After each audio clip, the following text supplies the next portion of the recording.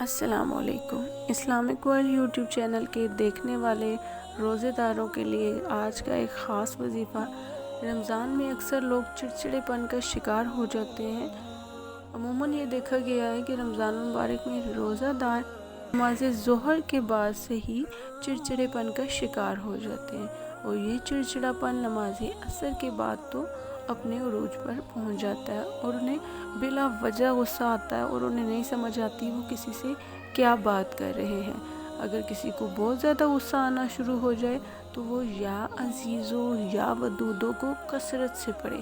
آپ چاہیں تو زبانی اس کو بغیر کسی تعداد کے گنے پڑھ سکتے ہیں، یا ایک تسبیح کم از کم آپ ضرور اس کی پڑھ لیں۔ انشاءاللہ افطاری میں آپ مشروب کا گلاس پینے تک آپ کو کوئی غصہ نہیں آئے گا۔ اللہ پاک ہمارے روزے کو اپنی بارگاہ میں قبول فرمائے، آمین، جزاک اللہ خیر۔